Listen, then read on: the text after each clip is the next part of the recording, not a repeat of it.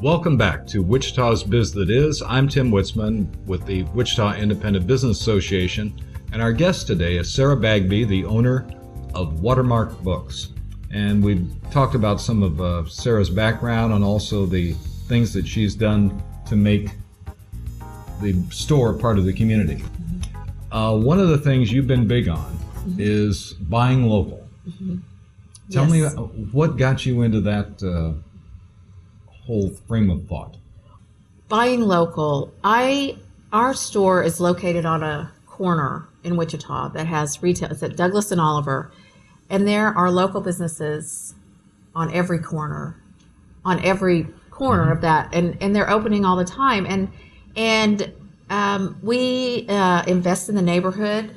We add value to that neighborhood. And as we see more sales shift to national or online, we find it more of a challenge. You know, we have these costs that an online retailer would not have to worry about. We have our footprint being rent and staff and knowledge. Right. And we know that our customers count on that. And if we lose those sales, if we become the mouthpiece, but we don't get the sales to follow it up, we become a showroom, basically. And so we have to find a way to either replace those sales or somehow get compensated for providing a service that we may not see the sales for. Well, there really is. This isn't just being sort of grumpy and local. There's actually an economic basis for this whole thing. Right. The way economies work is you'd like to import money and export goods. And I don't know if you folks out there know it, but in the United States, in terms of foreign sales, Wichita is the highest per capita exporter in the United States. More than anybody. Now, what does that do? That brings a lot of money into the community. But when you look at it differently, if you look at it from a smaller point of view, not the national, right. You look at the region, and it's this South Central Wichita region economy. And when we talk about exports, we mean stuff out of that area or into. Right. And what you'd like to do is bring money in and not put too much of it out. Exactly. So there have been a lot of studies of how that works. And sort of the average is if you spend $1 with a local company, about 60 cents will stay local. It isn't all going to stay local because they have to buy things from outside. Exactly. Even a small town starting imports practically everything until it builds up stores. Right. To provide those things. Well, if you spend that money at something that's owned outside, it's about 30 cents. Right. Now, here's the way that game works. If you go out and it's 60 cents and then 60% of the next and 60% of the next, about $1.50 actually is in the community. So that dollar became $1.50. Mm-hmm. But if you do it outside, that dollar becomes 43 cents. Mm-hmm. And that's part of the death spiral of small towns. Right.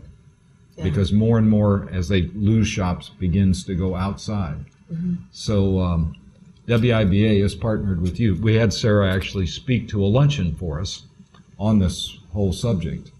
And we're trying to get that word out there.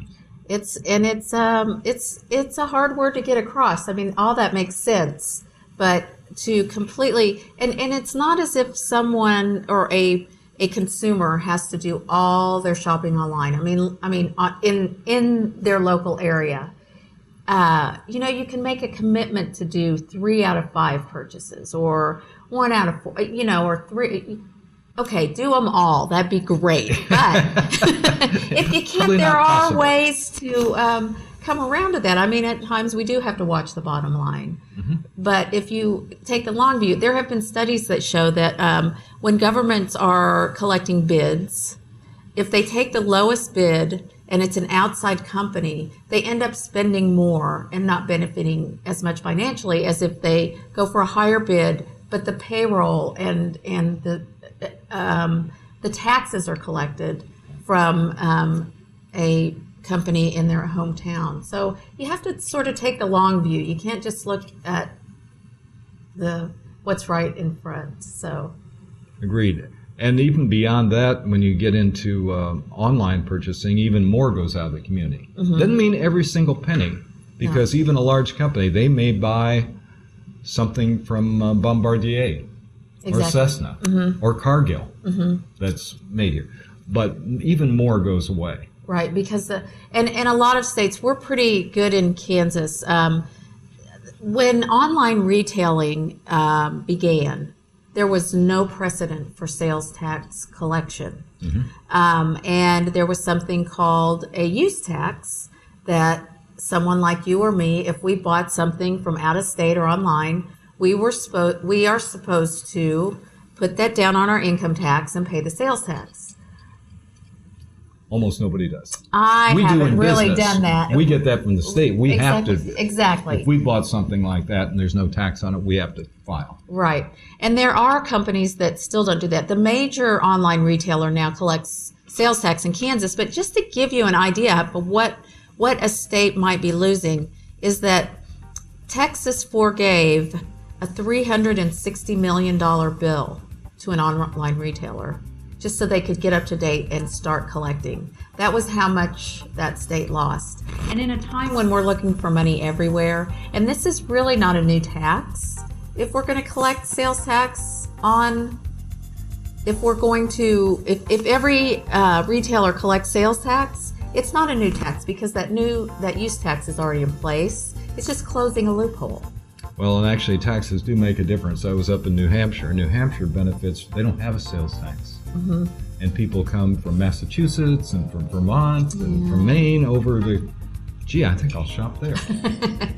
Right. Have you ever been at the Mall of America? I have not. They don't have sales tax on clothes. Oh, cool.